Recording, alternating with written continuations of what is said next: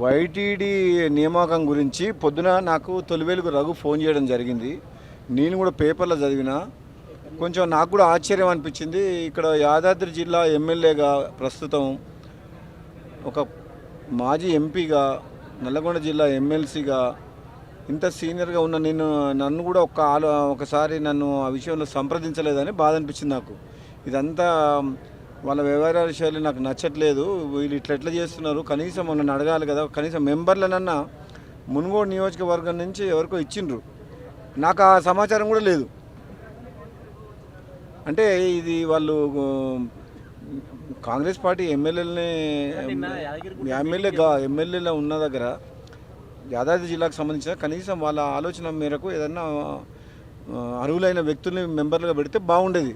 కానీ ఇది వన్ సైడ్గా హైదరాబాద్లో కూర్చొని ఇట్లా నిర్ణయం తీసుకోవడం కరెక్ట్ కాదు, ఇది తప్పు. ఇది నేను డెఫినెట్గా పిసిసి ప్రెసిడెంట్ గారికి, AICC general secretary Meenakshi Natarajan గారి దృష్టికి తీసుకెళ్తాం. గదే ఇది ఇదంతా వీళ్ళ వ్యవహార శైలి నచ్చకనే నేను పార్టీకి దూరంగా ఉంటున్నా.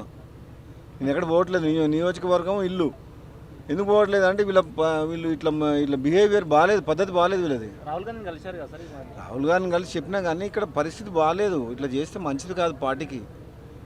సీనియర్ కాంగ్రెస్ నేను చెప్పేది ఒకటే, మా పార్టీకి సంబంధించిన ఏదన్నా వ్యవహారంలో అందరినీ కట్టుకుపోయే విధంగా ఉండాలని చెప్పి నేను ప్రభుత్వంలోని పెద్దలకు, ముఖ్యమంత్రి గారికి చెప్తున్నా. ఇటువంటి కోఆర్డినేషన్ లేకపోతే పార్టీకి నష్టం జరుగుతుంది అనేది నా ఉద్దేశం. Thank you.